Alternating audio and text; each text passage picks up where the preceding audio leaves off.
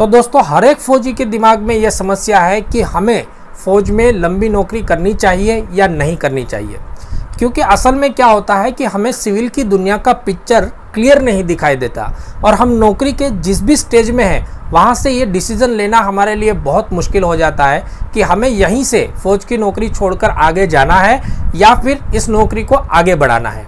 क्योंकि एक तरफ फ़ौज की बढ़ती तंगी है तो दूसरी तरफ परिवार की जिम्मेदारी भी है।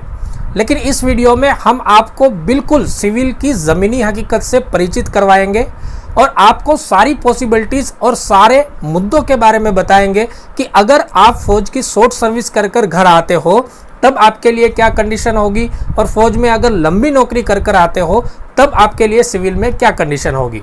तो नमस्कार, जय हिंद। सैनिक मंत्रा परिवार में आप सभी का स्वागत है।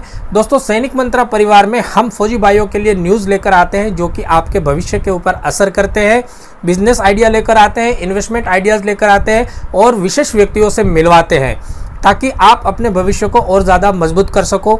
तो इस परिवार में अगर आप नए हो तो सब्सक्राइब कर लीजिएगा और साथ में बेल आइकन बटन भी दबा दीजिएगा। तो देखिए, जब आप फौज की नौकरी छोड़ने के बारे में या फौज की नौकरी आगे बढ़ाने के बारे में सोचते हैं तो आपको दो चीज़ों के ऊपर फोकस करना चाहिए। एक तो आपकी एज और एक आपका रैंक। ये दोनों चीज़ें सिविल में किस तरह से मैटर करती है वो मैं आपको क्लियर कर देता हूँ। फौज में रहते हुए हम हमेशा ये सोचते हैं कि भाई प्रमोशन आया है, हमने कैडर पास कर रखे हैं तो प्रमोशन ले लीजिए, कहीं ना कहीं आगे ये रैंक हमको काम आएगा। तो इसकी कितनी पॉसिबिलिटीज़ है। देखिए, जब आप फौज की नौकरी ख़त्म करके सिविल में आते हो तो या तो आप गवर्नमेंट जॉब के लिए अप्लाई करते हो या आप सिविल सेक्टर में अपने लिए स्कोप ढूंढते हो या फिर आप अपना बिजनेस करते हो। तो सबसे पहले गवर्नमेंट सेक्टर की बात करता हूँ। देखिए, गवर्नमेंट सेक्टर में फ़ौज का आपका रैंक कोई मायने नहीं रखता है। बहुत कम ऐसे फील्ड होते हैं जहां पर डायरेक्टली रैंक को देखकर भर्ती किया जाता है। बाकी हर गवर्नमेंट सेक्टर में आपको प्रॉपरली एग्ज़ाम प्रोसीजर को अटेंड करना होगा, कंप्यूटर एग्ज़ाम देनी होगी, रिटन एग्ज़ाम फाइट करनी होगी। उसके बाद एग्ज़ाम सक्सेस होने के बाद ही आप गवर्नमेंट जॉब में जा सकते हो। यहाँ पर सिपाही रैंक से आया हुआ एक सर्विसमैन भी उतनी ही काबिलियत रखेगा और सूबेदार मेजर रैंक से आया हुआ व्यक्ति भी इतनी ही काबिलियत रखेगा। तो गवर्नमेंट सेक्टर में आपके रैंक के मायने नहीं है बल्कि आपकी एबिलिटीज़ के मायने हैं।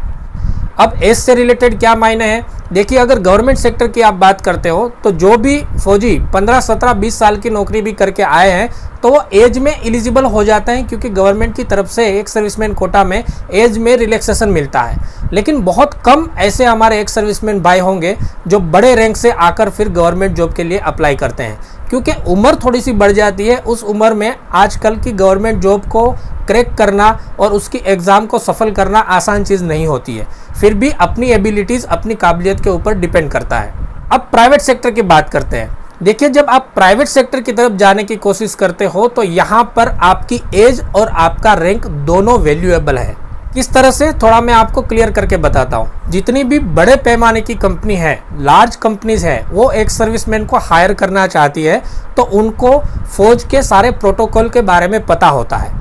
As a supervisor, as a officer, as a manager, जब वो किसी एक सर्विसमैन को हायर करते हैं तो उनका रैंक देखते हैं, रैंक के हिसाब से ही उनको अपॉइंटमेंट देते हैं।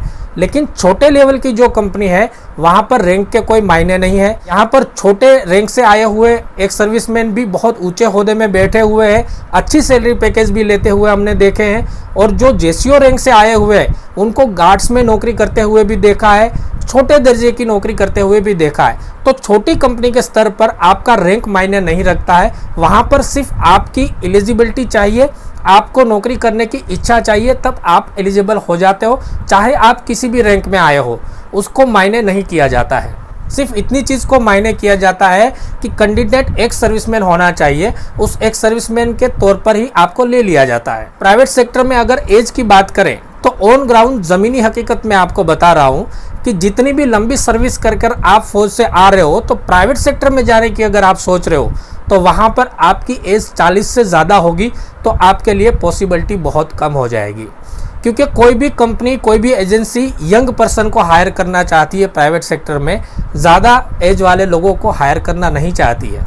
इसमें भी वही बात है, अगर बड़े पैमाने की कंपनी है तो वो आपकी एज के ऊपर पक्का फोकस करेगी, और अगर छोटे पैमाने की कंपनी है तो वहाँ पर आपकी एज मैटर नहीं करेगी, क्योंकि उनके पास ज़्यादा एक सर्विसमैन पर्सन होते नहीं है। तो ऐसी कंडीशन में वो आपको ऑफर दे देते हैं और आपको आसानी से नौकरी मिल जाती है। पिछले 3-4 सालों में प्रीमेचर रिटायरमेंट की तादाद बहुत ज़्यादा बढ़ चुकी है। हालांकि अभी प्रीमेचर रिटायरमेंट के ऊपर थोड़ा अंकुश लगा हुआ है, लेकिन जैसे ही प्रीमेचर रिटायरमेंट खुलेगा फिर से एक बहुत बड़ी नफरी सिविल में आएगी। तो ऐसी कंडीशन में जहां पर कम एज के, यंग एज के एक सर्विसमैन मिल रहे हैं, वहां पर बड़ी एज वाले को प्रायोरिटी कम दी जाएगी।